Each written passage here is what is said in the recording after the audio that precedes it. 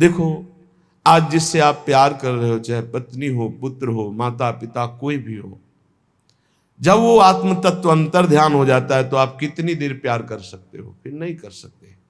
चाहे कोई भी हो, चाहे जितना पूज्य जन हो, जहां वो आत्मस्वरूप अंतर्हित हुआ, बस उस शरीर से हम अपना नाता तोड़ देते हैं। इसका मतलब हम नाता शरीर से पहले भी नहीं रख रहे थे, हम उसी तत्व से रख रहे थे, पर हमारा ज्ञान उधर गया नहीं, शरीर तक ही सीमित रहा, इसलिए हमारी दुर्गति हो गई। सारा सार विचार नहीं श्रुति समृति ते ही। सार असार का विवेक नहीं है, क्योंकि सत्संग नहीं हुआ। शास्त्र सम्मत, स्मृति सम्मत जो सत्संग है वो हमें प्राप्त नहीं हुआ, इसलिए विवेक नहीं हुआ। और विवेक ही सार और असार इसका निर्णय कर पाता है। विवेक, बुद्धि तो सबके है, लेकिन विवेकवान कोई कोई होता है। विवेक का परिचय सार वस्तु पर जाता है। सार क्या है? आत्म तत्व, श्री भगवान। बोले जो शरीर आसक्त है, शरीर के भोगों में, शरीर चिंतन में, शरीर संबंधियों में ही राजी खुशी उसी में मन लगाए है, तो बोले तीन ही न भगवत मिले देह मानत जे देही। जो अपने को देह मानते हैं उन्हें कभी भगवत साक्षात्कार नहीं होता। इसलिए थोड़ा विवेक धारण करके तो देखो, बहुत शरीर छोड़े लेकिन तुम ही थे। जैसे इस जन्म में ही हमने शिशु अवस्था, बाल्यावस्था, यौवन अवस्था ये छोड़ते हुए चले आ रहे हैं, लेकिन हम ही थे बालक, हम ही थे जवान, हम ही वृद्ध हो रहे, ऐसा भान होता है। ऐसे हम ही अनंत योनियों में भटकते हुए चले आए। शरीर छूटते गए लेकिन मैं वही रहा, शरीर की अवस्थाएं बदलती गई लेकिन मैं वही रहा। उसी मैं को जानने के लिए सिर्फ भजन साधन है। भजन जितना भजन करोगे उतना ही, बुद्धि लगाने से समझ में नहीं आता, ये भजन करने से आता है। राधा राधा राधा राधा, कृष्ण कृष्ण कृष्ण कृष्ण, राम कृष्ण हरि, जो नाम प्रियो। क्योंकि संसार का, शरीर का चिंतन छोड़ना ही भगवत प्राप्ति का हेतु है। शरीर संसार का चिंतन छूटे, चाहे प्रभु के रूप ध्यान में, प्रभु के लीला गुण गायन में, प्रभु की सेवा में, प्रभु के नाम जप में। तो श्रीपाद कह रहे हैं, जीवन ने वो मृत प्रायो देहादो निरहम ममः। जीवित अवस्था में तुम ऐसा स्वभाव बना लो मरे जैसा। कोई तुम्हारा अपमान करे कोई फर्क नहीं, कोई सम्मान करे कोई फर्क नहीं। दुख है बढ़िया है, सुख है कोई परेशानी, सुख में भी परेशानी होती है, हर्ष की, ये सब द्वंद्व है। सुख और दुख, मान और अपमान, लाभ और हानि, निंदा और स्तुति, इन द्वंद्वों से जो परे है वो मृत प्राय जीवित है, वो जीवन मुक्त महापुरुष है। कब ये स्थिति प्राप्त करेंगे? किसी और जन्म में। धोखे में मत रहना, इस जन्म में कर लो, नहीं आगे और ऐसा समय आएगा कि आपको भगवत प्राप्ति का सहयोग ही नहीं मिलेगा। मान लीजिए, जो आज के 30-40 वर्ष पहले बड़े बड़े महापुरुष थे, निष्ठावान, ब्रह्मबोध संपन्न, भगवत प्रेमी, वो अंतर ध्यान हो गए। कुछ ऐसे 1, 2, 4, फिर आगे समय आएगा मिलना मुश्किल हो जाएगा। बिना भगवत प्राप्त महात्मा की भगवत प्राप्ति असंभव है। आज तक किसी को भगवत प्राप्ति हुई है तो भगवत प्राप्त महात्मा के संग से हुई। बहुत बढ़िया संयोग बना है धाम में, खूब आनंद पूर्वक वास, आश्रय, नाम जप, कीर्तन, सत्संग। अब अगर भगवत प्राप्ति न हुई तो फिर कब होगी? एक बार हिम्मत करो, तुम शरीर नहीं हो, शरीर के भोगों से हटो, शरीर के मान अपमान दुख सुख से हटो। तुम्हारा स्वरूप बहुत आनंदमय है, तुम्हें किसी भोग की जरूरत नहीं। पुनंति ब्रह्म रुद्रादीन एषाम चरण रेणवः सर्वभावेन मे सेव्यास ते वृंदावनवासिनः। जहां की चरण रज को ब्रह्मा शंकर सनकादि याचना करते हैं, ब्रह्मा शंकर शनकादि जिस चरण रज से पवित्र होने की चाह करते हैं, ऐसे वृंदावन का जो अखंड वास स्वीकार कर लेता है, मैं भाव से उसे अपने सेव्य के रूप में देख रहा हूं, सेव्य आराध्य देव के रूप में। वृंदावन वास चिदानंद स्वरूप की प्राप्ति सहज में है। ये धाम की महिमा रखी गई है इसलिए कि प्रचंड माया है। साधना करके माया को परास्त करके निकल जाना, ये तो केवल भगवान की कृपा पात्र की ही सामर्थ्य, दूसरे की सामर्थ्य नहीं। विश्वास कीजिए, एक क्षण में मन ऐसा पलटी मार जाता है कि जिसे समझा जाता है कि बहुत बैरागी है, जीवन में वैराग्य प्रधान है, वही भोगी हो जाता है, वही रागी हो जाता, एक क्षण में पलटी मार जाता है मन। मन पर कभी विश्वास न करे। ये धाम का जो आश्रय है, धाम का जो वास है, ये भगवत प्राप्ति कराता है। गुरु चरणों का जो आश्रय है, प्रिया प्रीतम के चरणों की जो ठसक है, ये भक्ति ये ऐसी परम पावन प्रेममयी भक्ति प्रकाशित होती है जिससे देह भाव रहते हुए भी भगवत प्राप्ति हो जाती है। देखो, अजामिल का देह भाव छूटा था क्या? वो तो नारायण बोला पुत्र के बहाने, हुई ना भगवत प्राप्ति। ऐसे ही हम देह भाव युक्त हैं, पर राधा राधा राधा राधा बोलेंगे, निश्चित भगवत प्राप्ति हो जाएगी। ये नाम की महिमा है, ये धाम की महिमा है। पर इसमें है कि जो दुख सुख आवे, शिकायत मत करो प्रभु से। हम ये देखते हैं कि अपने लोगों की भक्ति स्वार्थी भक्ति है। अनुकूलता में तो हम भगवान को भी मानते हैं, गुरु को भी मानते हैं, जय जयकार करते हैं, और प्रतिकूलता उनकी तरफ से नहीं, आपकी मानी हुई प्रतिकूलता है। प्रतिकूलता हुई तो भाव बदल गया, संसारिक भाव आ गया, भगवान के प्रति अश्रद्धा हो गई, गुरु के वचनों में अश्रद्धा। ऐसा नहीं होना चाहिए। नहीं, देखो, भगवान ब्रह्मा जी जिनके दरबार में स्वयं वेद हाथ जोड़े खड़े रहते, वो सिद्धांत का वर्णन करते स्तुति में कह रहे कि तत्तेनुकंपाम, ये बड़ा अमृतमय श्लोक है और यही जीवन है, यही जीवन है। हर कष्ट शरीर के सहने की सामर्थ्य इसी भावना में होती है। ये बहुत अमृत है, इसको धारण कर लो, इसी से चैन से जी सकते हो। शरीर तो विविध प्रकार के क्लेशों का घर है। तत्तेनुकंपाम सुस्मीक्षमाणो भुंजान एवात्मकृतं विपाकम हृद्वाग वपुर्भिर्विदधन् नमस्ते जीवेत यो मुक्ति पदे सदाय भाग। ये अमृत में श्लोक है। कह रहे हैं जो उपासक भारी कष्ट की स्थिति है, पर हर समय बड़ी कृपा है, बड़ी कृपा है, श्री जी की बड़ी कृपा है। तत्तेनुकंपाम सुस्मीक्षमाणो, हर समय देखता है, बड़ी कृपा है। और सच्ची कहते हैं बड़ी कृपा है। कष्ट में बहुत कृपा है, अनुभव करो। तुम शरीर में अपनापन करके प्रभु से विमुख हो, इसलिए लगता है क्या कष्ट में कृपा हो सकती है? नहीं, बहुत कृपा है। ये वही जानता है जो भगवान की शरण में है। हरिचरण दास नाम के एक महात्मा के दर्शन करने गए। उन्हें कैंसर था पेट में, स्वस्थ शरीर ऐसा हो गया था, उठ नहीं पा रहे थे, बोलने की हिम्मत नहीं थी।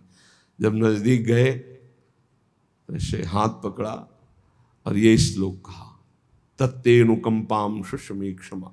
अब आपको कैसे बताएं कि हृदय विदीर्ण हो रहा था कि इतनी भयानक कष्ट की स्थिति में, मतलब ऐसी स्थिति, और फिर भी उनके आंखों में आंसू थे और कह रहे तत्तेनुकंपाम सुस्मीक्षमा।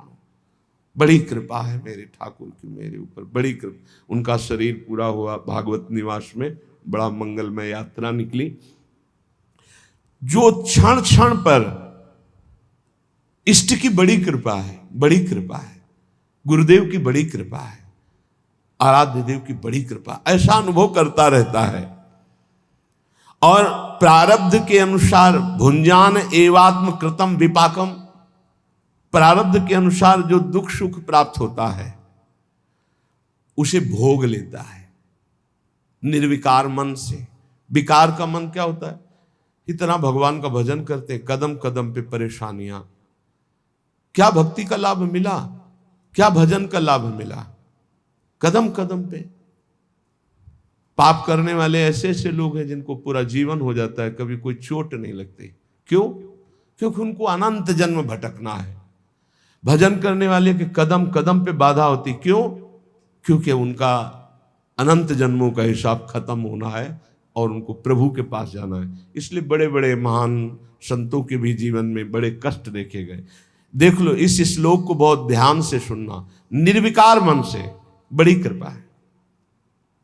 चाहे हम जिनको प्यार करते हैं वो हमें दुत्कार दें, तिरस्कार करें, हमारी तरफ देखें ना, पर हम उनकी बड़ी कृपा मनाएं, तो वो अंतर्यामी, वो अंदर से जब देखते हैं ना कि अरे ये तो टूटने वाला नहीं, फिर जो बरसते हैं फिर निहाल कर देते हैं।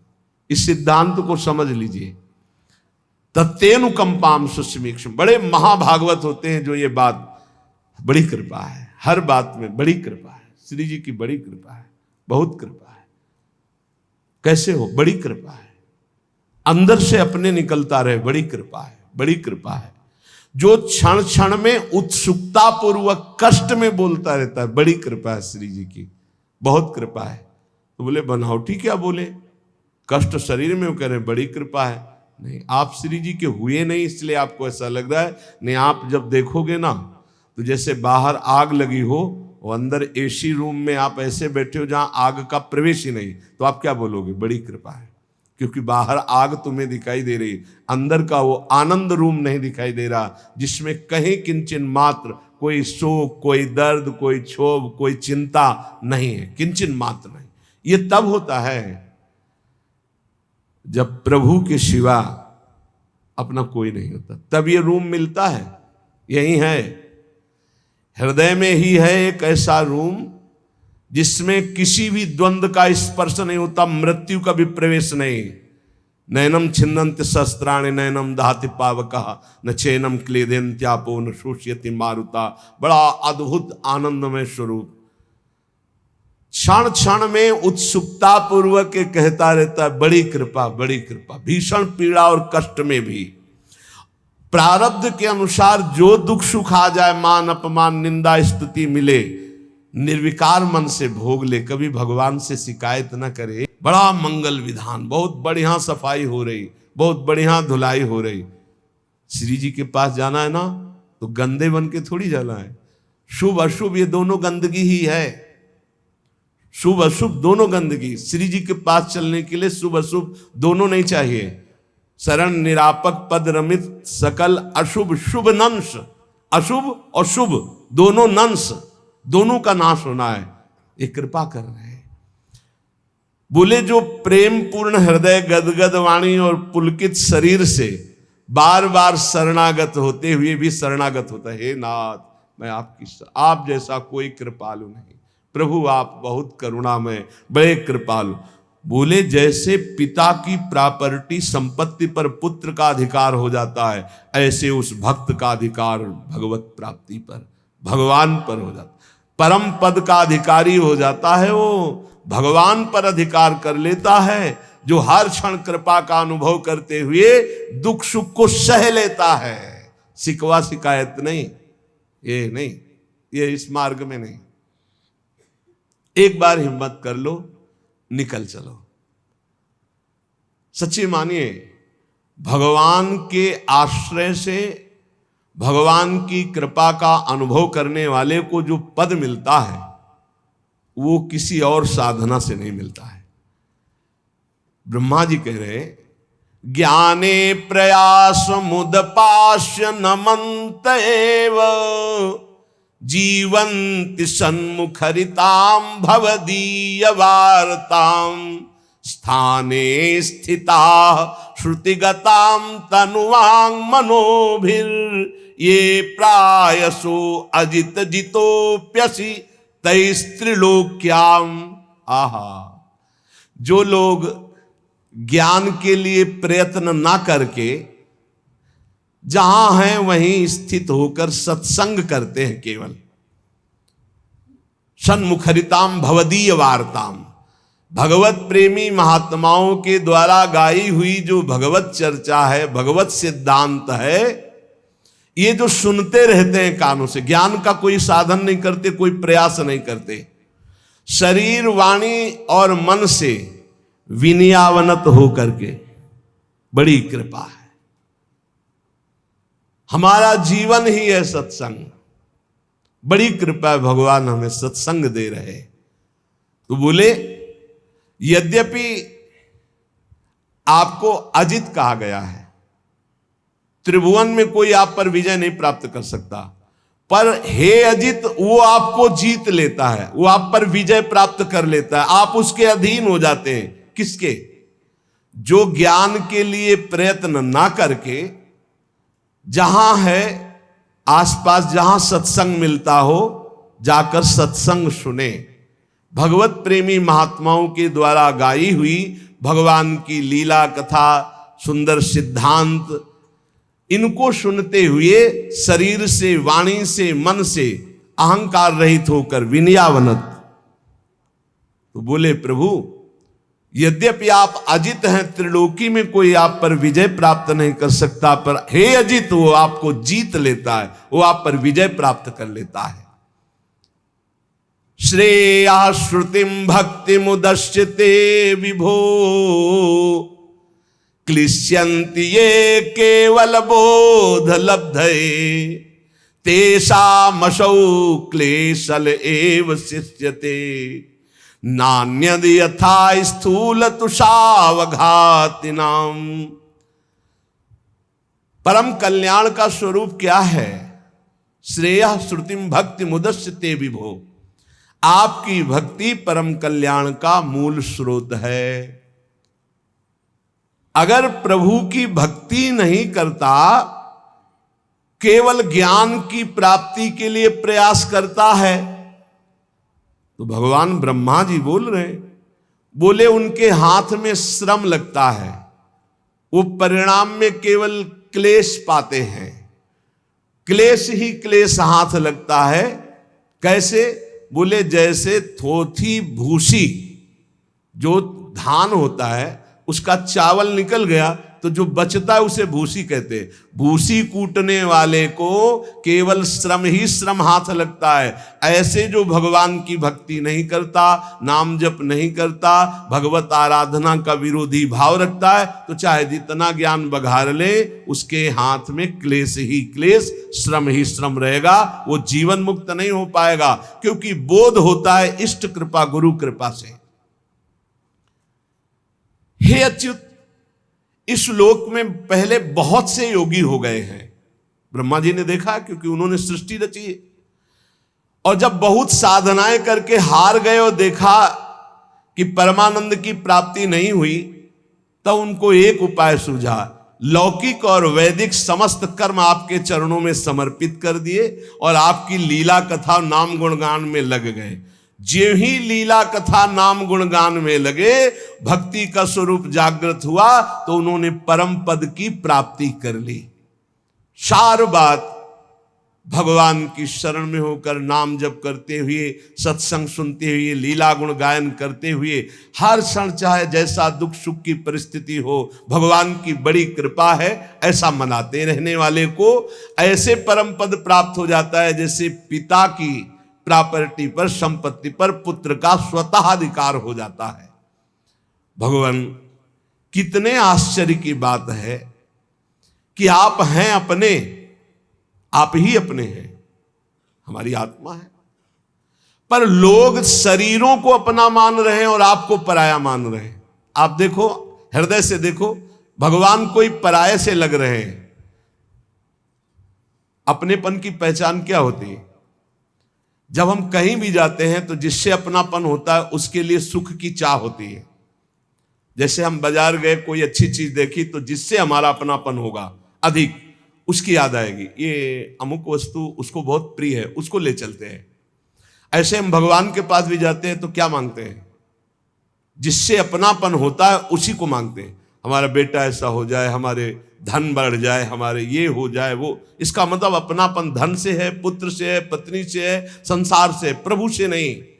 प्रभु, कितने आश्चर्य की बात है कि आप हैं अपनी आत्मा, आप हैं अपने, पर लोग आपको पराया मानते हैं, शरीर और शरीर संबंधियों को अपना मानते हैं। और कोई नहीं हुआ, कभी नहीं हुआ हमारा। कितने जन्म व्यतीत हो गए, अब ऐसे ये भी जन्म व्यतीत हो रहा है प्रभु को अपना मानने के लिए। अभी कल या परसों एक प्रश्नकर्ता ने प्रश्न किया कि जब भगवान हमारी बात नहीं सुनते हैं तो हमें भगवान पर विश्वास नहीं रहता, अश्रद्धा हो जाती है। भगवान हमारी बात नहीं सुनते। पूरी सृष्टि में अगर तुम्हें कुछ भी चाहिए तो तुम्हारे पास तप होना चाहिए, भजन होना चाहिए, ये पेमेंट है। भगवान पे श्रद्धा करने की बात मुक्ति के लिए, परम पद के लिए, कामनाओं की पूर्ति के लिए तुम्हारे पास तप होना चाहिए। ब्रह्मा जी ने करदम जी को कहा, हमारी आज्ञा है जाओ सृष्टि का विस्तार करो। तो उनका सृष्टि के विस्तार के लिए तो पत्नी चाहिए। मन में सोचा अब मुझे पत्नी कैसे मिलेगी? तो ये नहीं कहा हे भगवान सुंदर पत्नी दे दो, नहीं, 10,000 वर्ष तक तपस्या की। फिर भगवान प्रकट हुए, कहा हमें सुंदर पत्नी चाहिए। बोले विश्व की सर्वश्रेष्ठ सुंदरी और महान धर्मयुक्त महाराज मनुष्य रूपा से प्रकट हुई श्री देहूति जी। ऐसे थोड़ी कि तप न करो, व्रत न करो, भजन न करो, हे भगवान मुझे ये दे दो, ऐसे ऐसे पूरी सृष्टि श्री भगवान की है। भगवान को चाहोगे कि भगवान मुझे मिल जाओ तो वो कृपा करके भजन देंगे, वो आगे बढ़ जाओ। संसार की वस्तु चाहनी, तुम्हारे पास तप होना चाहिए, पुण्य होना चाहिए। अगर नहीं है तो तुम्हारे श्रद्धा करने से वहां कोई फर्क नहीं पड़ता। खुली बात समझ लीजिए। तुम्हें अपनी कामना पूर्ति करनी तो सांगो पांग उतना तप, उतना भजन, उतना साधन होना चाहिए। नहीं है तो केवल अगरबत्ती लगाने से नहीं चल जाएगा। एक अगरबत्ती लगाओगे तो एक अगरबत्ती की पैकेट की व्यवस्था कर देंगे, एक पैकेट लगाओगे तो 100 पैकेट की व्यवस्था कर देंगे, 1 रुपया चढ़ाओगे तो 1 लाख की व्यवस्था कर देंगे, इतने धनी हैं। पर उसमें भी अपराध न बने तो, अपराध बन गया तो और हानि हो जाएगी। मान लो मंदिर गए, आपका दोष दर्शन हो गया, किसी की निंदा कर दी, सांगो पांग अनुष्ठान पूर्ण होने पर तब कामना की पूर्ति होती है। कितने आश्चर्य की बात है कि आप हैं अपनी आत्मा, पर आपको लोग पराया मानते हैं और शरीर आदि हैं पराये। यही भगवान की बड़ी माया है। ये बहुत प्यारा लगता है। इसको छोड़ने की बात आने पर देखो कैसा धक धक होने लगता है। अभी छोड़ने की बात सोचो कि ये छूट जाएगा तो कैसा लगता है। यार भगवान ऐसी कुछ कृपा करे कि ये अविनाशी हो जाए, ये न छूटे बस। और ये छूटेगा। भगवान ने अवतार लिया तब उनका शरीर छूटा तो तुम्हारा क्या बात है। भगवान ने जब दिव्य तनु धारण किया चिदानंद, तो वो भी अंतर ध्यान की लीला की कि नहीं की? तो फिर तुम्हारा पांच भौतिक तुम्हारा तो छूटेगा ही छूटेगा। तो जब छूटेगा ही तो पहले ही से छोड़ दो इसका राग, तो भगवत प्राप्ति हो जाएगी। प्रभु ये बाहरी खोज शुरू किए हैं, बाहर ढूंढ रहे हैं, और आनंद तो अंदर है, क्योंकि आप आनंद समुद्र हो। तो बाहर कितना भी भोग लो कभी तृप्ति होने वाली नहीं। तृप्ति तो तब होगी जब अंदर आओगे। अंदर हृदय में परमानंद स्वरूप भगवान है, तभी आनंद की अनुभूति होगी। तभी जैसे गोस्वामी तुलसीदास जी कह रहे, जाकी कृपा लवलेस ते मति मंद तुलसी दास हूँ, पायो परम विश्राम राम समान प्रभु नाही कहूं। प्रभु जब आपका कोई निरंतर भजन करने का प्रयास करता है तो आप उसके हृदय में स्फुरित होने लगते हैं। आप देखना, आप जितना भजन करते हैं तो कभी कभी आपके भावनात्मक छवि आती है, श्री जी की, लालजू की, प्रभु की। आप जैसे उपासक हैं, जिस कोटि का भजन है उस कोटि की झांकी आएगी। कल्पनात्मक जिसे आप कहते हैं, वो है भावनात्मक, अचानक आती है, वही आकर्षण होता है। जितना भजन करेंगे उतने ही प्रभु नजदीक आते चले जाएंगे। वो कल्पना नहीं है, जो प्रभु आते हैं वो आते हैं, पक्की बात मानना।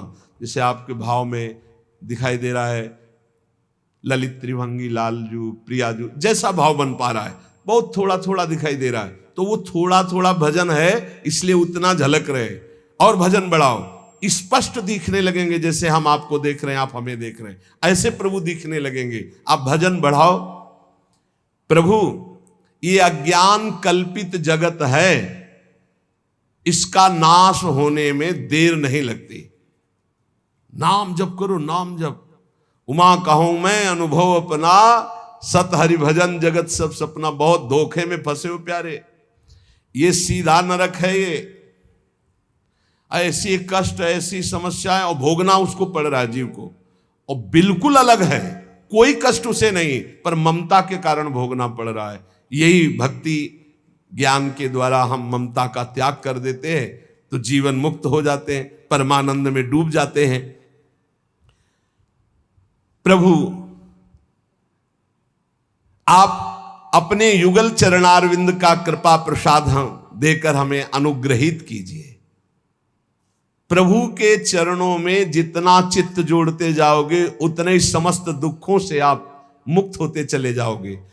प्रभु को भूलकर जितना भोगों में फंसते जाओगे उतने दुख भोगते चले जाओगे। आद्य गुरु भगवान शंकर आचार्य ये संसार न था, न है, न रहेगा, उड़ा दिया। न संसार था, न संसार है, न संसार रहेगा। सर्पादौ रज्जु सत्येव ब्रह्म सत्यैव केवलम प्रपंचधार रूपेण वर्तते तद जगन नहीं है। कैसे? बोले पहले प्रभु थे, बाद में प्रभु रहेंगे, तो बीच में क्या है? प्रभु ही तो है।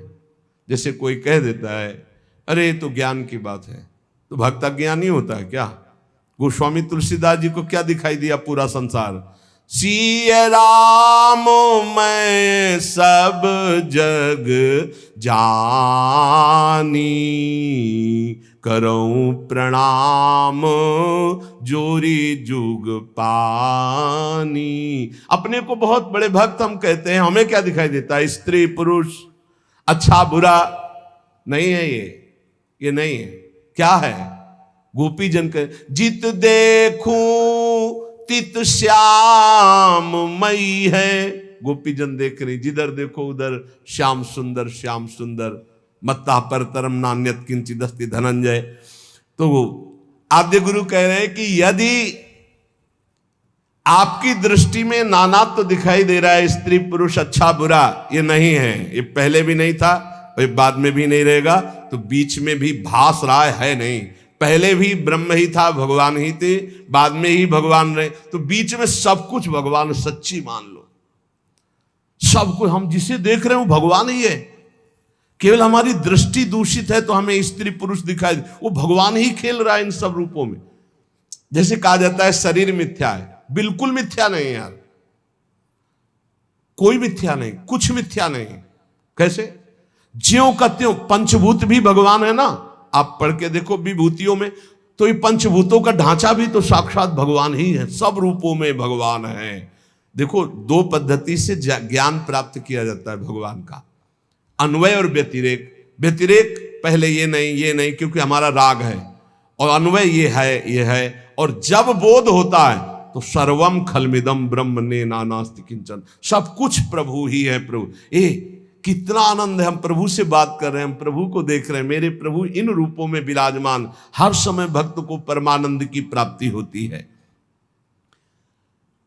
बोले तुम्हें कभी कोई दुख छू नहीं सकता।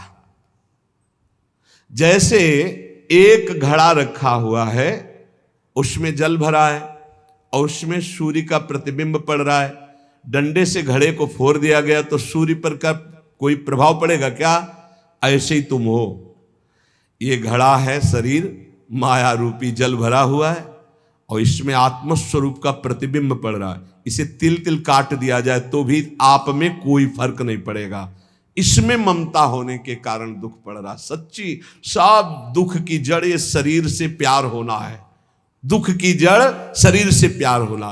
करे घटावभास को भानुर घटना से न नश्यंती, देहावभास कहा साक्षी देहना से न नश्यति। देह के नाश होने पर भी अपना कोई भी नाश नहीं होता, अपने में कोई फर्क नहीं पड़ता।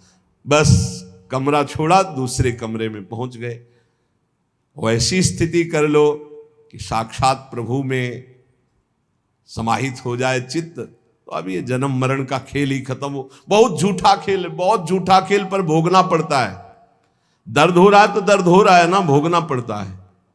इसलिए अभी शरीर स्वस्थ है, अभी समय है, भजन कर लो।